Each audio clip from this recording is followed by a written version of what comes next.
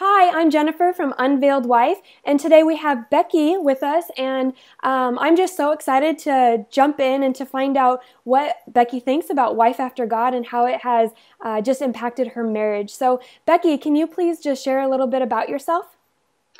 I'm Becky Fuller. I'm 32 years old. I live in Northwest Georgia. I've been told I have an accent. I don't hear it, but other people say I do. So I've been married for 8.5 years to my husband, Todd. We've been together for 13. We have three amazing children. Barrett is 6, Blair is 3, and Reese is 2. I am a stay-at-home mom, and I keep children in my home in order to help us with finances to stay home. I was an x-ray tech before I did that. For almost 10 years, I worked as x-ray tech. So it's been a huge adjustment being home with a house full of kids versus working out in the world. But it's been a blessing, and I'm very privileged to get to do it. So that's me. Well, that's great. We are so excited to just have you here today, and I just know that the community is going to be blessed by hearing from you. So what is your overall experience with Wife After God so far? So far, it's just been great having that reminder each day of how to love my husband and how, to keep my focus on that, because that's my goal, is to keep my focus on God. And so by having that daily reminder of forgiveness and love and encouragement is huge for me in my marriage, because we need that. It's hard being married. So any help I can get with encouragement is great. Yeah, I feel the same way. Marriage, it does require a lot of intentionality, a lot of work. And so my hope with Wife After God was just to provide another resource for wives to be able to focus specifically on their marriage in light of what God's Word says. So today we're going to be talking specifically about chapter 5, and that's on transforming love. And the basis of that chapter is just remembering what Christ did for us and His love for us, and how that can impact our marriages. So what was maybe the greatest thing that stood out to you in chapter 5? Well, for me, chapter 5, when I found out that we would be discussing that, I was kind of blown away, because chapter 5 really sums up my whole belief, my whole philosophy for marriage, in that, I believe that 8.5 years ago, when Todd and I made our vows to one another, we also made that same commitment to God.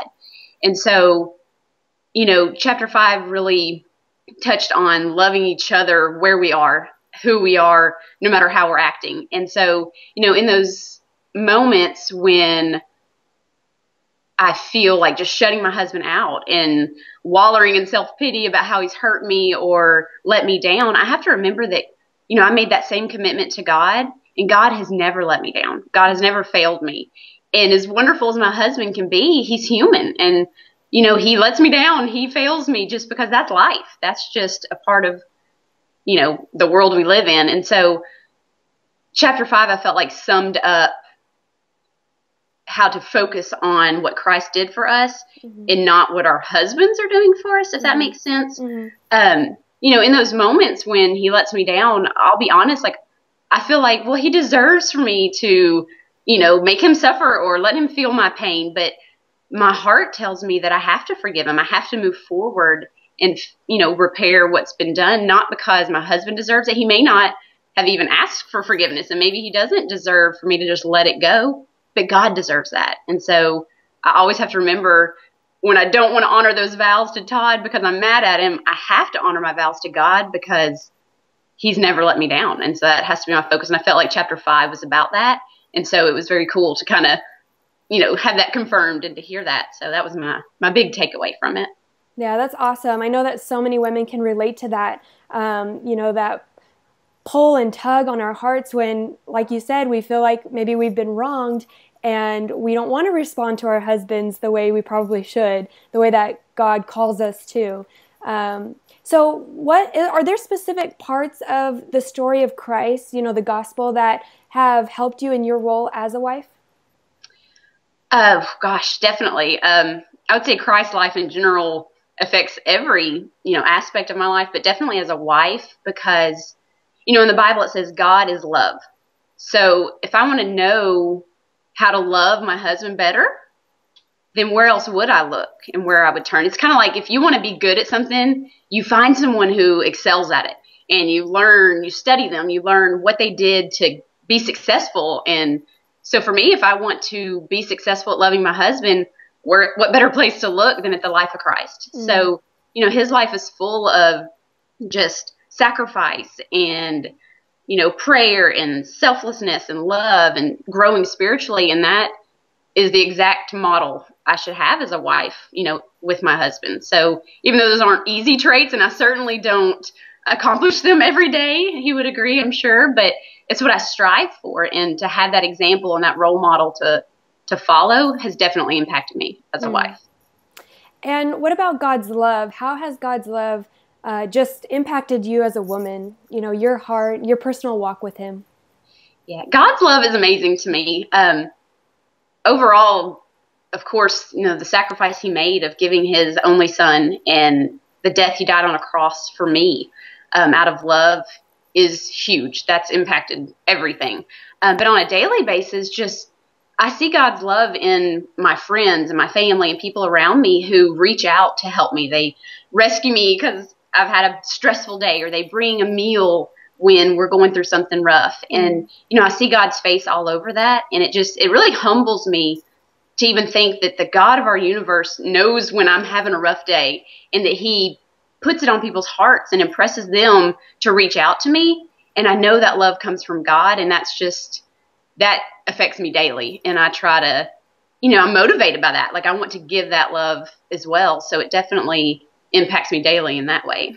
I love that you said that it motivates you. Like, I feel the same thing. Like, and even still, I've been walking with God for so long, but, just last year when I had my son, I was going through, some hardships and adjusting to motherhood. And, just like you said, seeing God in the everyday, in the people that are encouraging you, or, just being there for you. And I got to see that, and it motivated me to keep loving my husband and love my son and pour myself out into Unveiled Wife, and I love being motivated by God's love. And I feel like that has had a huge impact on me as well.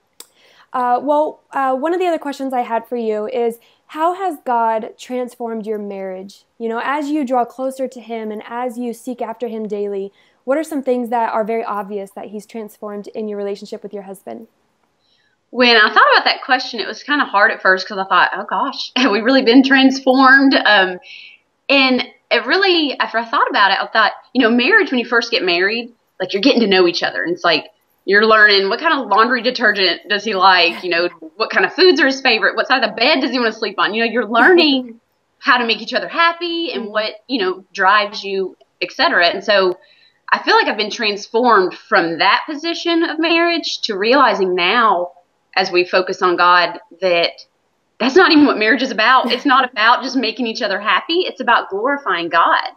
And so I feel like we've been transformed from just a superficial type relationship to one that is seeking, after God's heart. And so, like I said, we don't have that perfected. We struggle. We have lots of, issues to work through, but I feel like we've been transformed to that mindset of, if we're focusing on God and trying to glorify God with our marriage, a lot of the other things will fall into place in time. Doesn't mean instantly, doesn't mean everything happens the way we want it to, but just keeping our focus on God now versus focusing on each other as we did in the beginning is definitely growing us and deepening our relationship to a whole different place than it was in the beginning. So it's, transformed in that way, but we're definitely a work in progress, and we all are just fully transformed by any means, but I feel like we are, moving and growing in that way. So yeah, it's good to identify that so that you can, rejoice in the obstacles and the challenges that you've overcome. But I love that you said that you've moved from a superficial of trying to make each other happy to, what does God want for us? And I think that that's an incredibly valuable perspective to have. And I just love that you brought that up so that those who are listening today could just be encouraged by that and maybe evaluate that in their own lives. Well, as we wrap up, I just want to thank you so much for this interview. And I would love for you to just share something with the community that has been on your heart lately, maybe about motherhood or marriage, just an encouragement for them. Do you have anything? Yeah. When I thought about this, I thought, applying it to my marriage, one thing that's really been on my heart lately that God's been speaking to me, so maybe this may not apply to others, but I feel like it probably will, that, my nagging and bribing and begging isn't going to bring the change that I want in my husband. I've tried, believe me, I've begged and pleaded and probably manipulated even to try and get my way, but, the only thing that's going to change is prayer.